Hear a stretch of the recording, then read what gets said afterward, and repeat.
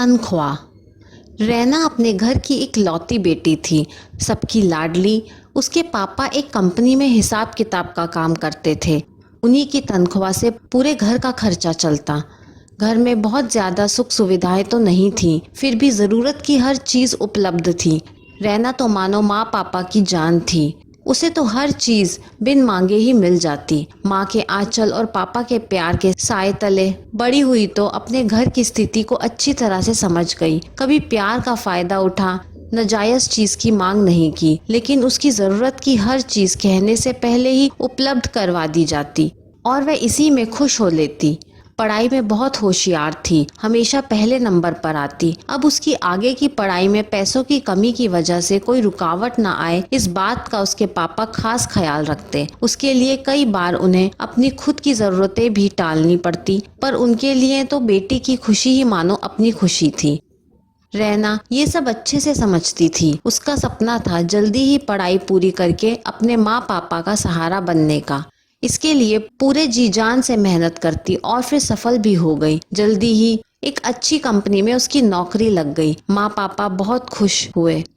अब वह रैना के लिए उचित वर ढूंढ जल्द से जल्द उसका घर बसाना चाहते थे और उनकी तलाश रौनक पर जाकर खत्म हुई। रौनक एक मध्यम वर्गीय परिवार से बेहद समझदार, पढ़ा लिखा, मेहनती लड़का था। रैना को भी रौनक बहुत पसंद था। जल्दी ही दोनों परिवारों की आपसी सहमति से रैना और रौनक की शादी संपन्न हुई। माँ पापा की ढेरों दुआएं और आशीर्वाद लेकर रैना ससुराल विदा हुई।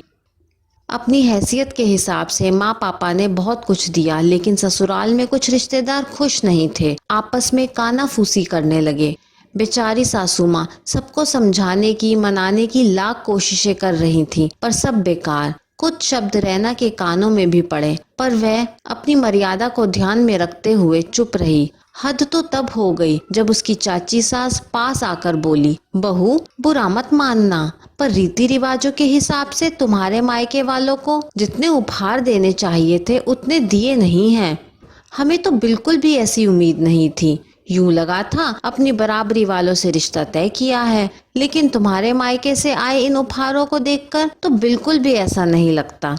आखिर तुम इकलौती बेटी थी उनकी। एक बात तो बताओ, तुम्हारे पिताजी की तनख्वाह कितनी है? अचानक पूछे गए ऐसे प्रश्न पर रैना अवाक रह गई। इतने सालों में उसकी कभी हिम्मत ही नहीं हुई अपने पापा से ऐसा पूछने की। बस जरूरत की हर चीज पापा कैसे भी उपलब्ध कराकर ही दम लेते थे। इसलिए आज जब चाची सास ने ऐसा प्रश्न पूछा तो वह इतना जरूर समझ गई कि अगर समय रहते उचित जवाब न दिया तो भविष्य में ऐसे न जाने कितने सवाल उसके सामने खड़े होंगे।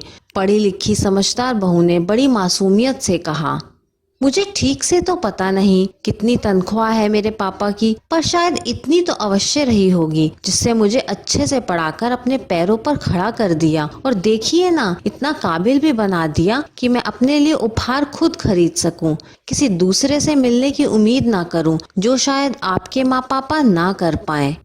नई नवेली बहू के मुंह से ऐसे जवाब की चाची सास को सपने में भी उम्मीद नहीं थी। खिसियानी बिल्ली खंबा नोचे वाली हालत हो चुकी थी उनकी। चुपचाप वहां से खिसकने के अलावा शायद और कोई चारा नहीं था उनके पास। धीरे धीरे बाकी मेहमान भी खिसकने लगे। रैना के चेहरे पर आत्मविश्वास से परिपूर्ण जीत की मुस्कान थी, क्योंकि उसको पति का भी साथ मिल चुका था।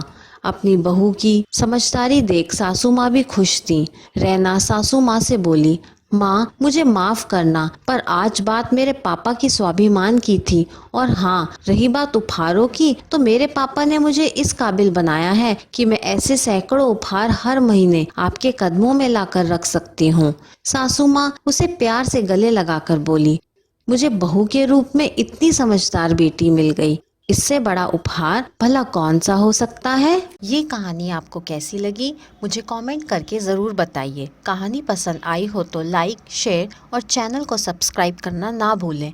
कहानी सुनने के लिए आपका बहुत बहुत धन्यवाद।